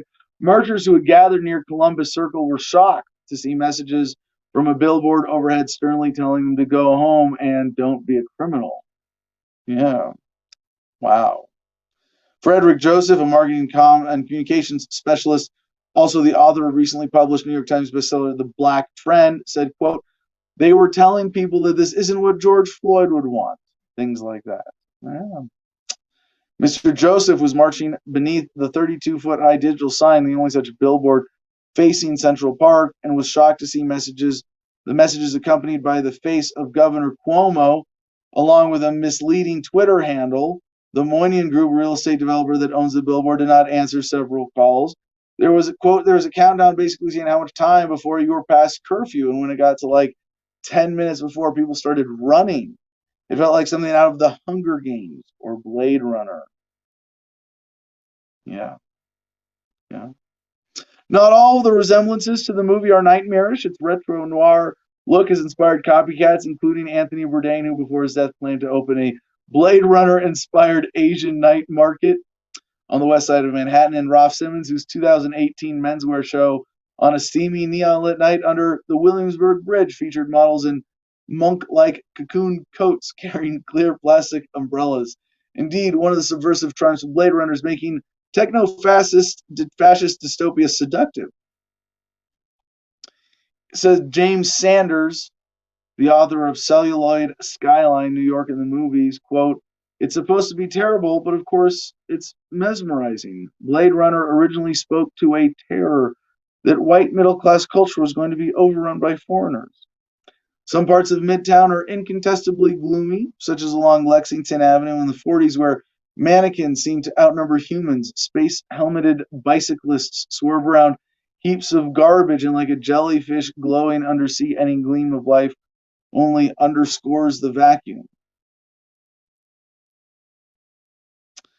Just a half mile south, though, in Manhattan's Koreatown, the feel is warmer, slightly edgy, as restaurants have transformed 32nd Street into a voguish outdoor bazaar where you may not feel comfortable unless you're wearing a neoprene cocoon coat with nozzles for the attachment of heating tubes. It's not just the diners slurping seolongyong tang inside, plywood shacks, the cosmetic treatments on offer up glowing stairwells, or the puddles at the diners' feet, which, although not runoff from acid rain as in Blade Runner, maybe something worse from nearby Midtown.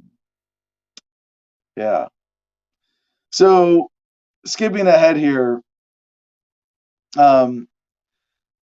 there is a problem. Mr. Scott, the set of the movie's filming, he was spending a lot of time in New York. The city back then seemed to be dismantling itself. It was marginally out of control at that time. Mr. Scott frequently found himself flying directly to Midtown via a helicopter service from Kennedy Airport that would land atop the former Pan American, now MetLife building straddling Park Avenue. Not long afterward, following a grisly accident, the helicopter service was discontinued. Mr. Benepe sees helicopters as another way Blade Runner speaks to the moment. In Blade Runner, you have this overhead traffic constantly circling overhead. Well, now the ultra wealthy, not only are they no longer in mass transit with us, they're not even on the roadways. They're flying in from the Hamptons. He pointed out that the helicopter charter service Blade recently announced a daily commuter run set to begin this month, shuttling passengers to Manhattan from Westchester. Blade Runner's class critique is not subtle. A sex worker, hunted by Mr. Deckard, tries to kill him with his tie. The movie's arch villain, the head of an evil biotech corporation, lives at the pinnacle of a pharaonic temple. And apparently he's the only character in the movie whose apartment gets sunlight. That home, towering above the city, is as spacious and warm as the other interiors are dismal and claustrophobic. Though in one of the ways Blade Runner seems dated compared with pharaonic apartments in Manhattan nowadays, its proportions are not extravagant. All right, Empty Ways in Blade Runner 2 soundtrack, though. Yeah, I got to catch up on some movies here, but that's our surveillance block, State of Surveillance. I hope everybody appreciated that it was time for us with Adam versus the Man to take an in-depth look at this. What was that? You've been trolled, all this Blade Runner resurgence. Can we have Eon Flux back? Yeah, she was a lot sexier, wasn't she? All right, so I turned my heat off partway through the segment there. And it is cold, man. We have some construction work to do this weekend. This thing's not even working now. Uh-oh. Oh, geez. Off-grid lifestyle problems. All right, so keep those comments coming. I don't know if we're going to try to get people calling in for the rest of the show. We got a quick little COVID block we got to cover, of course. Oh, geez, it's not working. Something with my heater system. All right, I'll be cold for the next 30 minutes, and then I'm going to go get dressed and go cut some wood to warm up. All right, so for our mini COVID block today,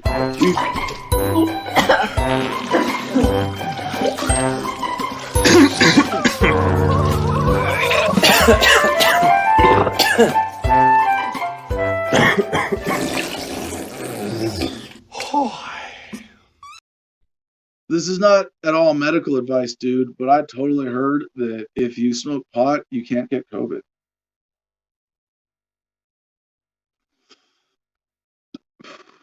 The only medical advice we have here on Adam vs. the Man is misleading medical advice, like we're about to get censored for, coming from breaking911.com. Utah mother dies 4 days after taking second dose of COVID vaccine. Now, I'm not here to, fearmonger. And I don't think you should not take the vaccine because there are these cases. There have been 10 million people vaccinated at this point, something like that. So there are going to be random, crazy, unexplained sudden deaths. There are going to be some freak cases attached to the vaccine. The vaccine is, about as safe as the virus itself. So I don't want to blow it out of proportion and say the vaccine is dangerous. But we are going to be seeing more of these stories, and we have yet to see a proper God damn it, what's the word? Not coalition. Coalescing of the data to bring us an accurate picture of how threatening the vaccine is. But still, I stand by my initial position here of unless you have a really compelling reason to get it, don't get it. Put it off if you can, even. And if you can get out of it. I mean, if you don't there's some places where they are requiring it for work, and I understand. If you work, like the woman who just died, she was an assistant at a plastic surgery facility, where for her to be around patients, they were going to require her to get the vaccine. Excuse me. And if it's we really can't serve you at the curb with this job, we really can't accommodate you, and you are in a unique position. Hey, okay, I get it, and it sucks that we've got to this point where this woman was, lied to by enough people, or at least The society has been lied to enough that we are sort of forcing people in that situation to take the vaccine. And a lot of them are people who really shouldn't, who have, now in this case, she had no health issues, zero, perfectly healthy, and the vaccine killed her. And like, not even on her mind taking it probably. But for the rest of us, if you're going, well, gee, should I take this vaccine? Probably not. Probably not.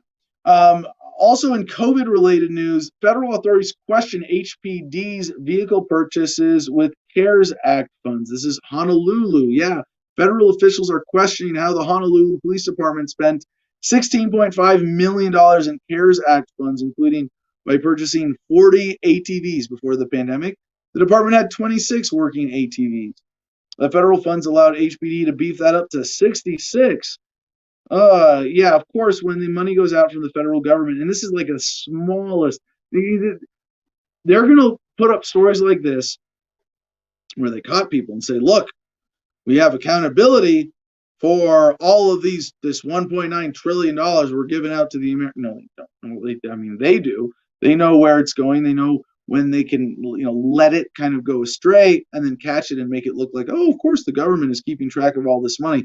But I guarantee you, we are going to be bringing you more stories over the next few months about all the fucked up places that $1.9 trillion went that they didn't tell you where it was going. From Vice.com, and this is funny, our overlords are so kind and generous. They have this headline: great news. Fully vaxxed people can safely hook up. Oh, I have your permission to have sex? Did I have to get your knowledge and permission to have sex? New CDC guidelines suggest that once you have the whole dose, you can have sex with any low-risk partner you want, whether or not they're vaccinated. Okay, all right, thanks. Glad we got your permission from that one. Also from CNBC, related to the vaccine, not the vaccine, but the lifting of COVID restrictions. Apparently, not exactly as good as we had hoped. Texans can still be arrested for violating business mask rules despite mandates end, police chief says. What? Texans will no longer be required by the state to wear masks starting Wednesday. Quote from Acevedo, the police chief: our officers are well versed on the laws. There's something called criminal trespass here in the state of Texas, and if a business asks an individual to wear the mask and they refuse to leave, they can be arrested for criminal trespass. So that's fine, but the problem is, does a business set its rules based on Texas law or based on federal policy or based on some other corporate bullshit? So White House Chief Medical Advisor Dr. Anthony Fauci said he believes people would need to continue wearing face masks into 2022. So this is not complete lift, but at least this is sort of in line on its face with respect for private businesses and people being able to set their own policies on their own private property, right? Like if you own a business and you say you have to wear a mask in my business, you should be able to kick someone out for not wearing a mask. And if they don't leave, then they're trespassing. And it is legitimate for you to, call for government help, unfortunately, if that's the only way, to remove them from your business, and they can be arrested not for not wearing a mask, but for criminal trespass. The problem is, where are these policies by which they're basing that coming from? And obviously that's from a lot of other corrupt influences. And that's our COVID block for today. I think you're up to date as much as you need to be. Smoke more weed. Have less COVID. We're doing the animation again?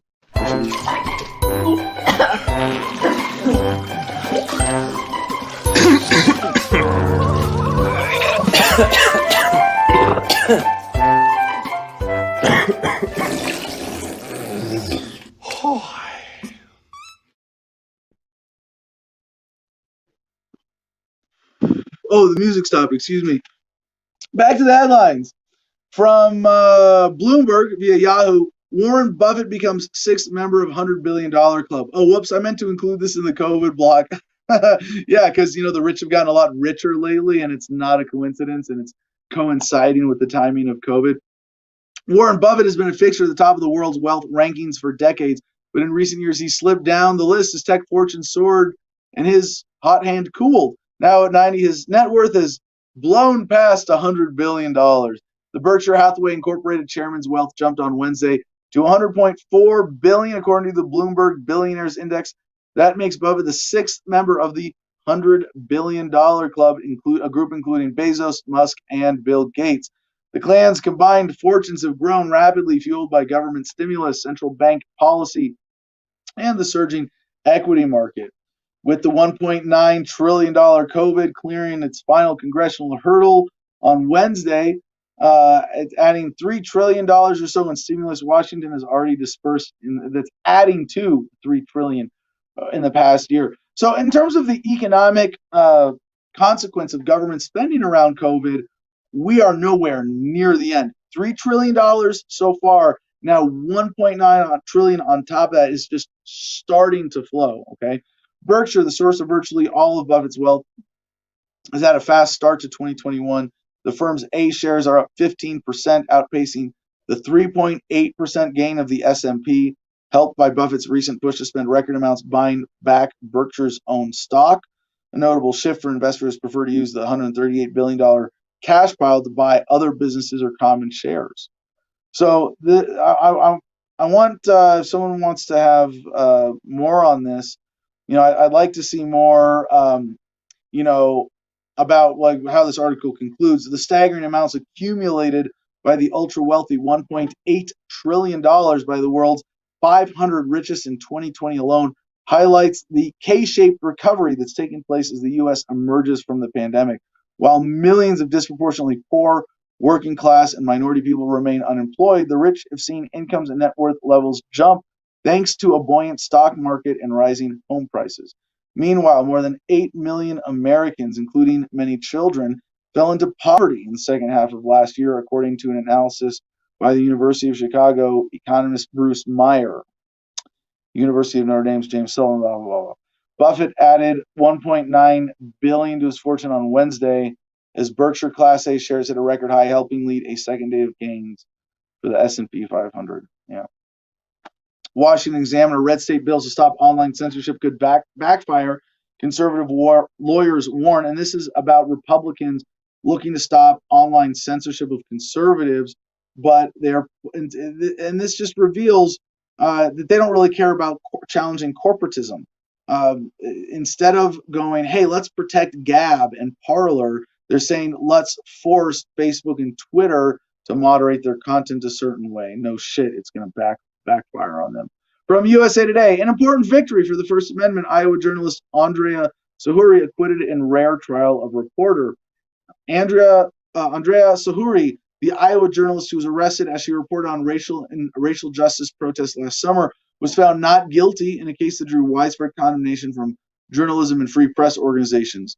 Sahuri, a Des Moines Register reporter, was one of just a handful of journalists whose charges stemming from coverage of the protests in the wake of George Floyd's killings were not thrown out. More than 120 reporters were arrested or detained, but in most cases, prosecutors dropped the charges. And in this case, you know what? Fuck the prosecutors, because they're the ones who really determine, who the guns of government get pointed at. So Sahuri was acquitted Wednesday of both misdemeanor charges against her. They were failure to disperse and interference with official acts, both bullshit charges. But this was a case where it was pretty clear cut. And, her boyfriend was there for her safety. He was also acquitted. The 6-person jury spent less than 2 hours deliberating. And this is kind of great in and of itself. But, me, ever the contrarian, I got to look at this and go, fuck, the prosecutor's not going to be held accountable for this. The cops aren't going to be held accountable for this.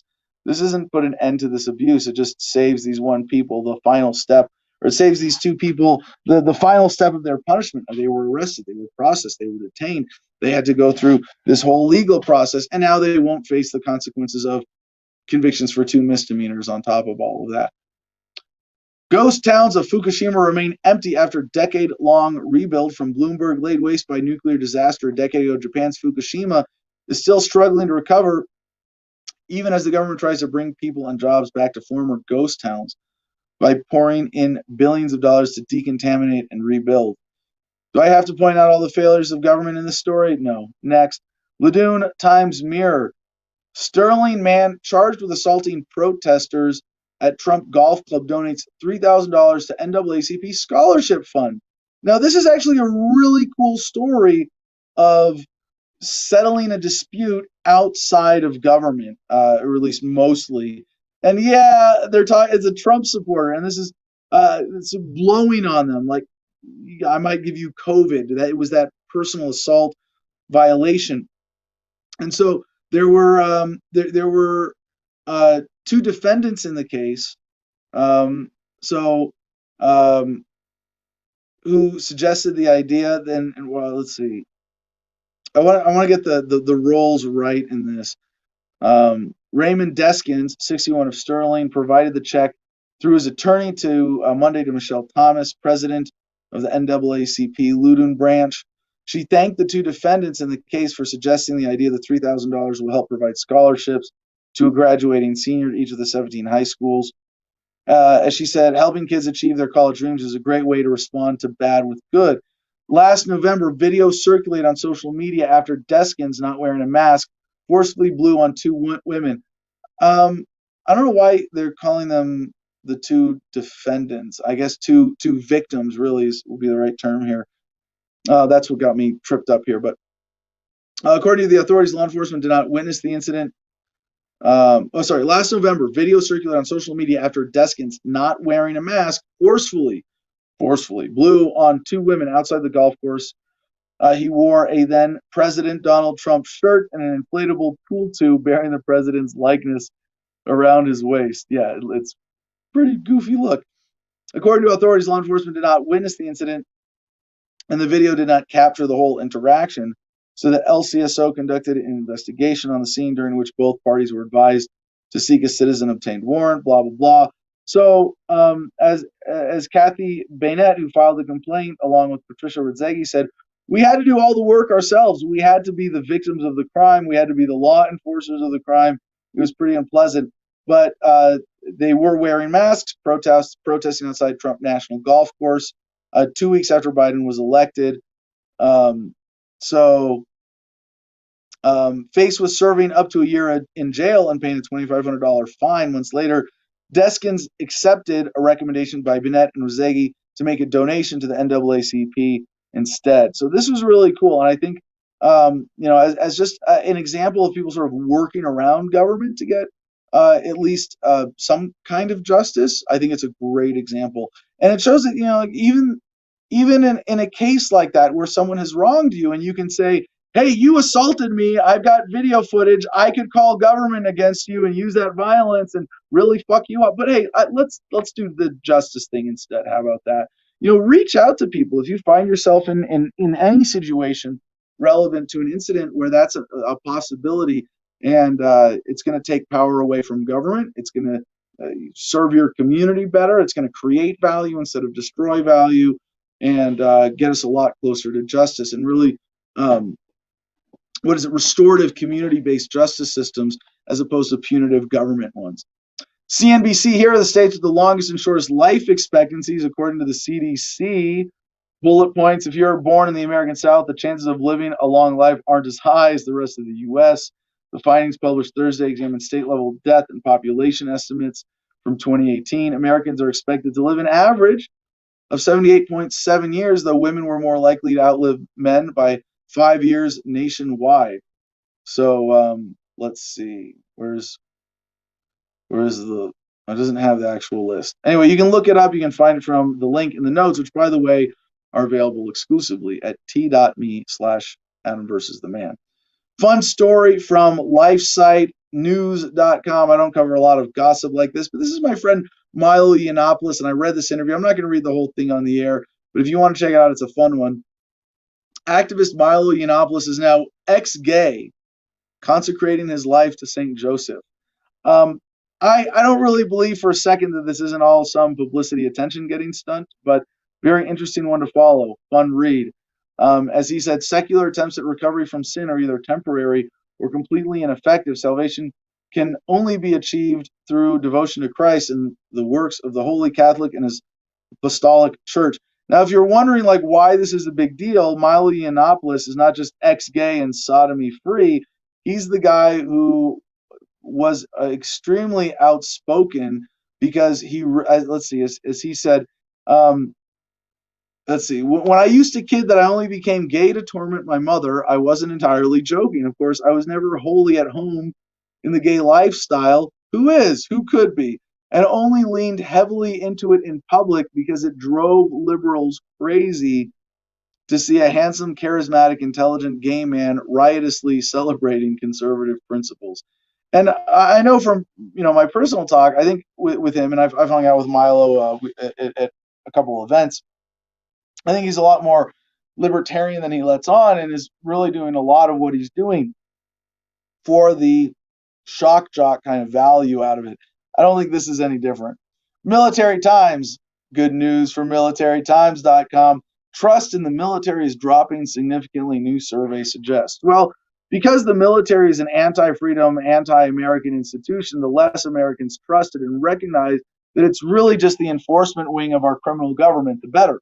Trust in the U.S. military has decreased significantly in recent years, but armed forces still remain among the most respected institutions in the country, according to a new public opinion poll released by the Ronald Reagan Institute this week. About 56% of Americans surveyed said they have a great deal of trust and confidence in the military, down from 70% in 2018. It's a huge drop. And Roger Zakheim, the Washington director of the Institute, says, to see this drop is quite a concern. This is not just the events of the past 12 months. We're seeing this trend now. Yeah, that's and very positive. Correlating with that, researchers saw a similar drop in confidence in law enforcement from 50 to 39%. So, yeah, this is a product of all of the activism, of all the independent media, of all the stories that we have shared over the last 2 years, that maybe they don't convert people to change their worldview, but they do adjust it significantly. And at the point where that trust in these security institutions of government gets to a critical low mass, we are going to hit some turning points, and the institutions will have to adjust if they want to survive. USA Today, 5 Oklahoma City officers charged in first-degree manslaughter in fatal shooting of teen who dropped gun. Why is this possible? Security cameras. Yeah, I should have put this in the surveillance block. 5 Oklahoma City police officers will be charged with first-degree manslaughter in the fatal shooting of a 15-year-old robbery suspect last November. The officers were identified. Blah, blah, blah, blah. The shooting led to protests in Oklahoma City last year and a negligence claim against the city. And yeah, this is possible because body camera videos and security camera video. If it was just body camera footage, it might not exist. But it's funny, there was one officer who is not being charged, Sergeant Sarah Carley, and good for her because she fired a less lethal weapon. But if you want to get into the story again, link in the notes at t.me/Adam versus the man. From The Guardian, going to China for just a second here. China adopts new laws to ensure only patriots can govern Hong Kong. I hope this leads to either a reframing or rejection of the use of the word patriotism, as it has become a way of celebrating kissing ass to authority rather than a genuine love of country or people or community. UK Foreign Secretary Dominic Raab accuses Beijing of hollowing out the space for democratic debate. Yeah, no shit. China's rubber-stamping parliamentary body has unanimously, bar one abstention and sustained and loud applause, approved new laws ensuring that only people it deems patriots can govern Hong Kong, and a move critics say signals the end of the city's remaining autonomy. And it makes me immediately think of the U.S. Senate and Congress. Are you really allowed through those doors if you're not a patriot? If you're a California or Texas separatist, do they let you go serve in the national body and represent that voice that says this whole thing is fucked and illegitimate, and the sooner our respective states leave this union, the better off we'll be? No, you're shut out. So it's a similar but more perhaps subtle system that only allows patriots and bootlickers to rule us here in the United States as well as in China, where the story of Hong Kong being lays bare the phenomena that they're able to do in the open in China, to demand allegiance to the central authority. Investor Place, with our last story for the day. Dogecoin is fully capable of going whale hunting. It's unlikely, but the chances of Doge doing harm are not zero. Oh, really? I really must have been drunk at the time of the acquisition, like Jordan Belfort and his gang of boiler room associates, a la the Wolf of Wall Street. I simply have no recollection of how I ended up with Dogecoin, but there it was, thousands of these Doge units, sitting in a barely there cryptocurrency account, the digital equivalent of a shady motel, waiting for a narcotics deal to go down. Of course, I have no personal experience with the latter. However, I imagine that if I were a smuggler of illicit goods, I'd hide some of my ill-gotten gains in Dogecoin. Why not? The thing is a joke. Nobody really pays any attention to it except for perhaps Elon Musk of Tesla, which is another story altogether. The point I'm trying to make is that I need a new disclosure notice. A statement about Josh Enomoto being long Dogecoin gives far more credibility to this nonsense blockchain reward token than it deserves. Indeed, any investigation into Doge will show that the cryptocurrency started off as a joke, basically a copy of the Bitcoin architecture used to create internet funny money. Of course, these currency notes aren't worth anything, but what if in some crazy twist of fate the internet funny money was real? No, this isn't an episode of The Twilight Zone. Rather, it's your reality now. According to a Wall Street Journal article at the time of publication, Dogecoin had a market value that exceeded Western Union or Under Armour. Yeah. That's no longer the case as of the time of this writing due to the recent crypto correction. Still, the junk coin has a market capitalization of over $6.4 billion. It's staggering. All right, more to this. And I want to say yesterday I had a really fun interview with Captain RG3, one of the advocates of Hexcoin.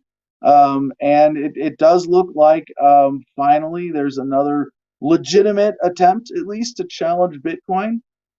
Although I remain in agnostic when it comes to the debate between the Bitcoin maximalists and those on the other side of that debate. But do we have any comments, Mercedes, before we wrap up today's show with the good news? No more comments? All right. Oh, wait. Me, kind of, yes. My computer's also dying, and I can't find my charger because I have a Cora. Oh, hi, Cora. Yeah, so I would say the only good comments we have are, where did it go? CryptoCardin said, I would diversify and stack when it comes to crypto because they've been talking about Dogecoin and stuff in the comments, you know, as you've been going now that the religious troll decided to breathe. Healthy disrespect for did have to early. He got to go. Great show though. And then there's just some other just comments like one man's patriot is another man's terrorist. That's the truth. And just a whole bunch about crypto and asking what Dodge does, and it just went really, really, really, really fast. So nothing significant. A little bit of a shit talk on what's his name, the not gay guy. Milo Yiannopoulos. Yeah. Yeah. There we go. Milo trying to avoid sodomy but follows Catholics. As a non-Catholic Catholic, that's just super hilarious to me. But well, the other thing that's hilarious about this Milo story is that he is now pro-conversion therapy. Pray the gay away. Yeah. He said it doesn't work. He said out of modesty, it doesn't work for everybody, but it does work, and it's working for him, and he's in favor of it. All right, so with that, some people. What's that? Oh, I said, of course, torture works for some people and not for others. All right, yeah. Yeah, if you torture people, they'll tell you whatever they want you to hear or whatever you want to hear. Anyway, just to finish the thought, RG3, Captain RG3 with Hexcoin, we are going to have him as a guest, so get your questions ready, or if you want to look into Hexcoin in advance, should we invest in this? Is it just another altcoin attempt to displace Bitcoin and make the originators rich? We shall see, but there are people pumping it, and it does look like it has a genuine effort behind it to be something other than just another crypto. So, to the Good News Network, and don't forget, we are hiring. Go to twitter.com. Find me at Adam Kokesh, Kokesh, AdamVersusTheMan.com. Find everything. Join us on Patreon and blah, blah, blah, blah, blah, buy our merch, stuff like that. But also go to my Twitter, twitter.com/Adam Kokesh or @Adam Kokesh, whatever it is to find it. And the pinned post there is our hiring flyer. We are recruiting for Adam versus the Man, for Homefront Battle Buddies, and for the Gardenia Sovereignty Project. So email me, adam@thefreedomline.com, if you want anything to do with that. So good news in history, March 11, it was 103 years ago today. Save the Redwoods League was founded with donations of $100 after 3 prominent conservationists went on a life-changing road trip through California's newly constructed Redwood Highway to see the tallest trees on Earth. Equally awed and appalled as the primeval redwood forest with giant trees reaching over 300 feet high was being felled to make railroad ties. And there's a great cartoon image or drawing here of a stump with like 50 people standing on top of it, and the section of the tree next to that. And these are incredibly valuable natural resources that I'm glad are preserved. During its first 100 years, the League saved more than 200,000 acres of redwood forest and helped establish more than 66 redwood parks and preserves, protecting most of the old growth redwoods that remain on Earth. More good news on that was 1918. More good news on the state. On 1945, Henry Jones of Britain invented self-rising flour. 1927, on this day, the famous Roxy Theater opened in New York City. On this day, 1941, although the U.S. Congress was against entering World War II, Roosevelt signed the Lend-Lease Act, allowing war supplies, food, and oil to be shipped to the Allies on loan. More than $50 billion worth was delivered. That's fueling war. I don't know why that's in good news. On this day in 1990, Lithuania declared independence from the Soviet Union. On this day in 1997, Paul McCartney was knighted by Queen Elizabeth. Or was it fake Paul McCartney? On this day in 2003, the International Criminal Court was founded in The Hague. And on this day in 2006, the first female president of Chile, Michelle Bachelet, was inaugurated.